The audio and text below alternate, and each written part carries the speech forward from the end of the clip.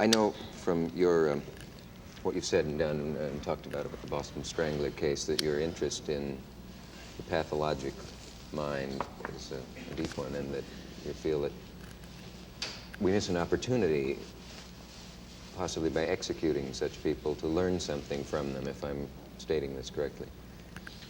Yes, I think we do. I still look forward to the day when a killer can be recognized before he kills.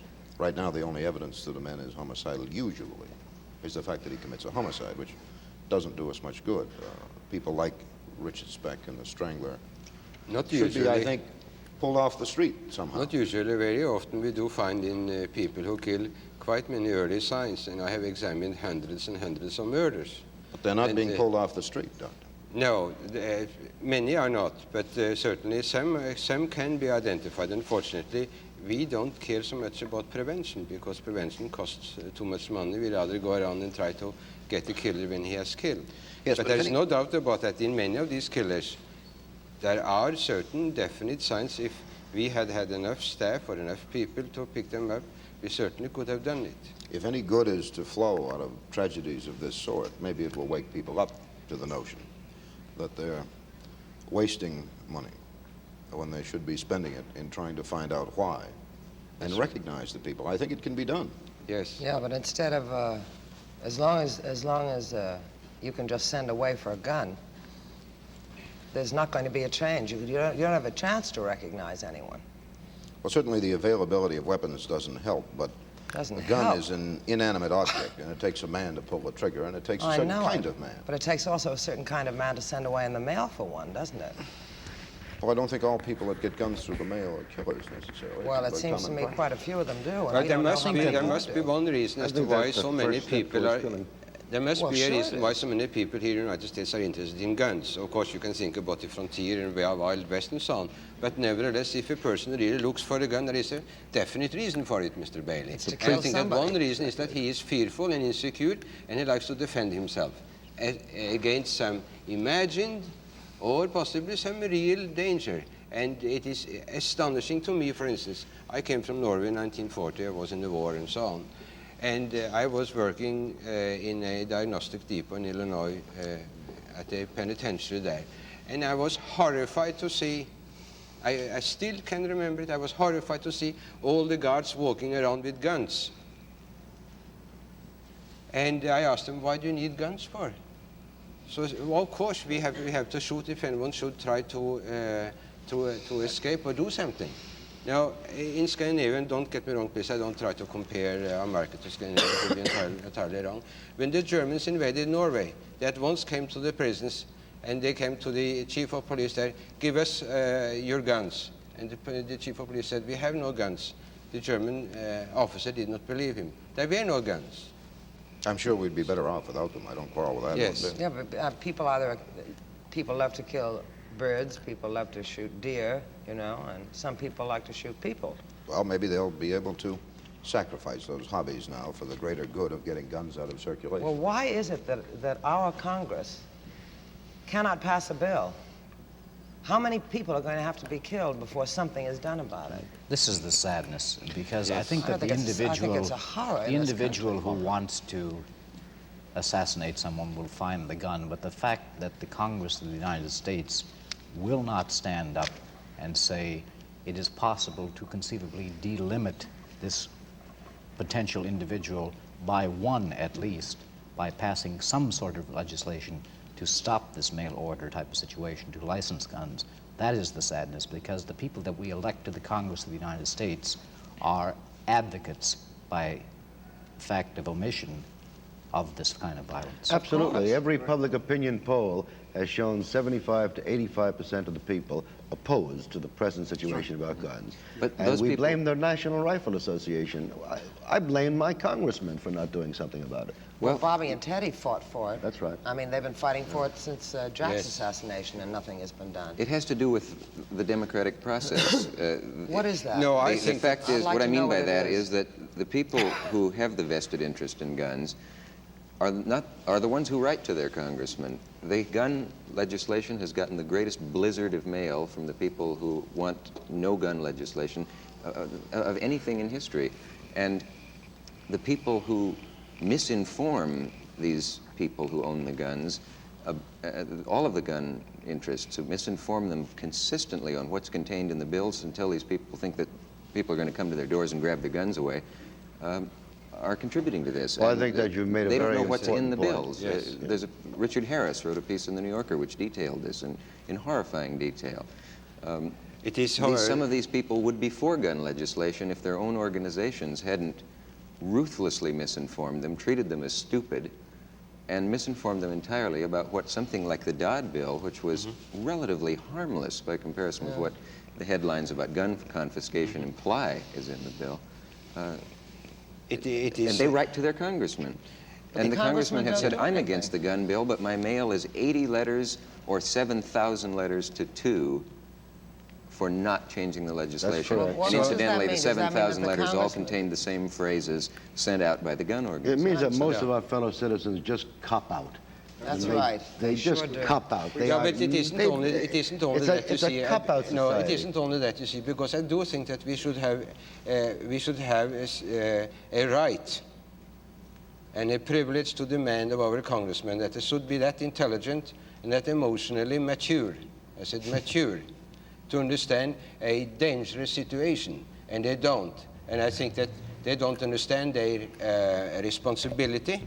They act like children, most of these congressmen, and if they act like children, they shouldn't be congressmen. They should be in a nursery. But they say that they understand it until they're elected, and then suddenly they forget about Well, it. the question because, is the one that Mr. Cavett raised, and Bob Vaughn and I have seen this right across the country on Vietnam. People who feel that this is a wretched, immoral, illegal war, they don't write their congressman and let them know. It's been very difficult up until only 3 months ago to get people to stand up on this issue. And on the gun thing, what Mr. Cavett said is absolutely right. If he makes a statement on television, he'll get hundreds and hundreds of letters from the pro-gun people. Yes. No letters from the anti-gun people, although the anti-gun people are in the majority. We have the same experience with the civil rights legislation. Yes. The people who are in favor of the legislation keep quiet. Those who are opposed to it inundate their congressmen with letters. You had the same thing in California on Proposition 14. Yeah. The real estate lobby there organized a tremendous campaign of people who were against the legislation. Those who were for it were inarticulate. So it seems then that most people here in America are against instead of being for. Well, they Well, don't it's the understand the cop-out. democratic It's the process, and they cop What out. is the David says democratic is- process, though? is It the doesn't cop-out. exist anymore. The- This is a working. country where anyone can kill anybody they want to The kill. colleges in the last 2 years that I've spoken on, the campuses, the alleged liberals that come to be supported by what I have to say, I've asked the question in the Q&A session afterwards, how many of you have written your congressman? Honestly, raise your hands. It's 10%, 8%. And I say, well, if we have a democratic process that will influence legislation, influence our elected representatives, why don't you write? Why are there 10% of this audience raising their hands? I say, well, Yeah. you know, you have to go to the typewriter and you have to take your pen. And find and out I'm where to tired send on the that. weekends. That's right. And Friday night, it's a lot of trouble. difficult. It's a lot of trouble for the democratic You have to process. find out who your work. congressman And is. you have to find out who your congressman is. That's an astonishing thing. People I don't had an know. extraordinary experience along these lines just last week in Fair Lawn, New Jersey, and I was talking about Vietnam to a crowd that for once was fairly on my side. Normally I speak to hawk groups. And the president of this peace group got up and said, we're going to end this war, and our purpose is to dissolve our organization. We're going to dissolve it by getting peace. And I stood up and I said to him, do you imagine that by ending the war in Vietnam that you're going to get a peaceful society? How dare you say you're going to dissolve your organization? Do you think Vietnam is just one aberration? Why, Vietnam is a symptom of everything sick in our foreign policy. And I had to plead with this man. The same as with Henry Niles and all these fine fellows, the business executives group. They want to get out of the business of being responsible just as fast as they can. Well, it all boils down to the fact that this country is in a lot of trouble. Yes, I mean, it it's, is. the president may say there are 200 million Americans, and they did not all commit the murder, but it's very hard for me to believe that everyone didn't do it. The concept that I there's mean, been raised lately of the politics of joy and the politics of happiness No. is another aberration. It's a complete aberration. Yeah, it And is the more questionable. I- Bobby It was is really- one man who laid it on the line. He set it straight. And what I find so terrifying is that a man that cares enough to run for president, and I'm sure that Bobby was aware of the dangers involved to him. He watched his brother was shot, and if a man takes that time and that effort and with his gut, you know, just goes in there and fights it, this is what happens. Now, who is safe then? I mean, I know I have a 6-year-old boy who has only seen death in his life. He's watched the television, and all he's seen is first Jack Kennedy, and then for 5 days Martin Luther King, and now Bobby Kennedy. Medgar Evers and Malcolm X. That's right. And as far as a child knows, this country is full of people that kill people. Well, not. I think that what we have said before here comes really to the point that we in the United States have a nation of people who are very much immature and don't want to take any responsibility. I'm again referring to the Congress with regard to the gun control. I'm referring to the Vice President Humphrey, who goes around talking about joyous and being happy and so on. Well, that's he doesn't ridiculous. know what he's talking about. That's and right. this, you see, is Well, he's a not typical, facing it. I mean, that's this a is political This is statement. a It's typical American fantasy. Everyone is going to be happy. But Dr. Childless. Abrahamsen, don't we begin with our own children? One of the biggest selling items in any toy store are guns. Yes. And we teach them violence from the start. Yes, that's right. There, you know, Cowboys and 1,000 movie films and television films are made glorifying violence all the time. Yes, and this really shows you that we certainly need some vicarious thrill to satisfy our personal aggressions or our violent impulses. Furthermore, also, not all of us would dare to commit a crime or kill someone. So we sit and look at TV or we look at the movies and so on. Television is, I'm sorry, sir. Oh, go ahead, please. Television seems to have replaced the Roman Colosseum Yes. for the American public. But because also, you see, it is very true. You can certainly blame television, and I certainly like to say this today also. On the other side, I think that television really satisfied a need in people who would like to see this, else television wouldn't have it, apparently.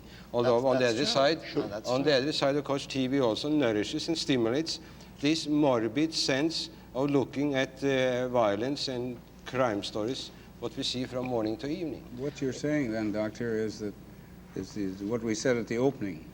This is a violent nation with a violent tradition, not only on the outside, but on the inside as well. Yes. And bringing it up in its children. This is a great tragedy that your son has seen only violence. In my neighborhood, I see a little Chinese boy with 2 pistols carrying on a neighborhood fight in French. In French. This is in French. The French boys are on the other side, and he speaks French.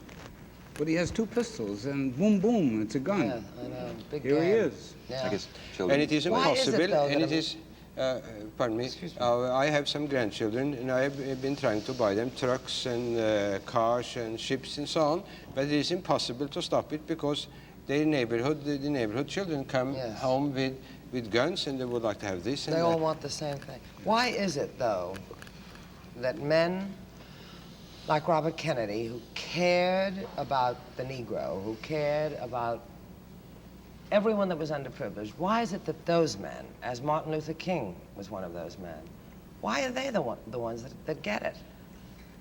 The other ones don't. I think that this is, of course, a very hard question to answer. If I may only speculate something on what you asked there, I think it is possibly because that these people, Robert Kennedy, King, and John F. Kennedy, they were really symbols of authority. Symbols of authority. Now, this is a very important thing. But not only And- that, they were symbols. I mean, they were men who cared and who spoke out for particular groups of underprivileged people. They were people who were fighting for equality. But these those people who group- killed, you see, those people who Yes, killed... but The people Nixon's that a kill are symbol the of ones that fear authority, and those George groups. Wallace is a symbol of authority, I and, don't even think and it's that Reagan's a logical. symbol of authority, and they don't shoot at them. I think the answer to Betty's You mean they question... haven't yet? Yes. I doubt that they will. Why? Because I think that the they are not people big enough who They don't take that generally kind can of a be stand, classified as, liberals and cared about the underprivileged are less likely to be killers than the people who are basically motivated by fear. Dr. Abrahamsen said earlier that fear begets hatred and hatred begets violence. Most of us who've been in the camps of Kennedy, McCarthy, and others who speak for the underprivileged, we want to change things. But we're not motivated by hate. And it's the people who want to prevent change who are motivated by real hate. And that is why I think the liberals are more targets than conservatives. People don't want to change their status. They like to stay the way it is. And That's right. For that reason, any change becomes a threat to them. Even in a society which, as you pointed out a moment ago, is unstable and insecure, Yeah. and which has a fluidity Absolutely. that they see endangered by the advocacy of Bob Kennedy, for example, in saying the Negroes ought to have more, or the Mexican Americans ought to have more, or the Jews have been mistreated, or they should have a homeland. Immediately, this becomes a threat to this fluid element in American society. It It raises... has no stability of its Yes, own. That's right. It raises really the accumulation of latent fear in these people who feel threatened. But the and basic, and the basic concepts of the country, you see, which is really what Bob Kennedy was getting back to, That's right. which these has are- long since been forgotten. These are the people who viewed with apprehension the idea of a poor people's march coming and staying in Washington. Now, they didn't voice any apprehension when a lobbyist came there seeking a fatter contract. Oh, they live there all the time. They live there, but live very well. But they have apprehension because the poor people are coming here, largely black, and saying, we want not a bigger contract or not a fatter slice. We want shelter and food and education. I'm still most unwilling to think that only the liberals are on the assassination list, though. We haven't got a single assassin yet that we've talked to. Oswald got taken care of by Ruby. No one has picked up anyone for shooting Martin Luther King. And nobody is talking to the man who shot Robert Kennedy, whoever he may be. But it would be interesting to know... I may say this to you, Excuse pardon me. me. Go It ahead. would be interesting to know, first, when they started thinking about the shooting. The same way that we talk to our clients in homicide cases. How did it begin? Second, were they shooting a man or an image?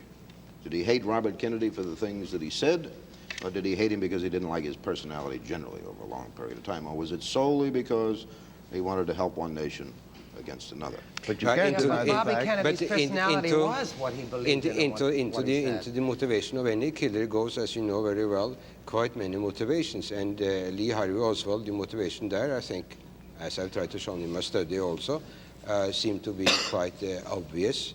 Now, I must tell you another thing here, that in the last 3 months, I have examined about between 6 to 8 persons who have threatened the president and vice president. Now, if you examine those people, they don't necessarily need to be psychotic or insane in that sense, although some of them were. But they were all very insecure, very uncertain, not having any identity with America, never having had any belonging, were rather drifters, turned inwardly toward themselves and so on. Now, you usually don't kill off a person who is a symbol of something good. You usually kill off a person who you think is bad. And what is bad? Bad is what is threatening you. And these people, these 6 to 8 people I just told about, they felt all threatened, and for that reason they felt that the president or the vice president or any governmental authority should be rooted out. For whose benefit? For theirs, or were they serving some mythical society they thought they represented? For their own benefit, because they felt really threatened. Now, to what extent did they want to do something for which they would be known? These people are, by and large, Get their dregs names in of the paper. society who would never have been remembered by history. Well, I would except say for an this, that they were assassination. not really dregs of society either, because some of these people were people who had earned their money and made a living and so on, but came to feel that something has to be done because I feel threatened.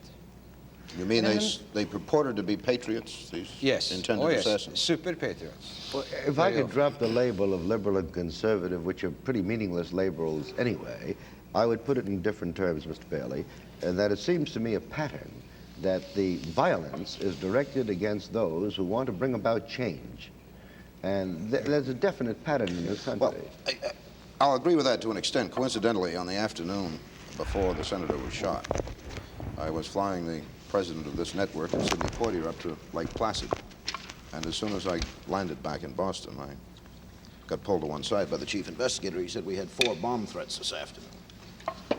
One of my classmates had his leg blown off in a gangland bombing in his car, and this gentleman appeared to know all about it. He said, if Mr. Bailey doesn't stop pushing, he didn't say what it was pushing, he'll get the same treatment as Fitzgerald, who was the victim of the last bombing. Now, we don't at the moment have a lot of emotional cases, and it could be just anybody who's read the newspaper and disagrees with some position somewhere, but what obviously aggravated this man, and he sounded very serious, was pushing some kind of change on some kind of system. But in the meantime, this country has lost another leader. As far as I'm concerned, has lost the only leader that I feel gives us any hope for the future. Now, And this was also a leader to whom many people who had so difficult in finding an identity with America, for instance, I'm thinking of the many Negroes or the many poor people. That's right. They really He was sought the an only one identity. who could communicate. They sought an anchor, and so he is killed. he could communicate. What is the, so, I mean, what happens to the country? I mean, you wonder if it's worth saving, you know. What is it? What's left of this country? I think All we're of the gonna- I think original we're going to lose concepts some have more gone. before anything constructive is really done. Isn't one More thing that- people killed, huh? Oh, yes.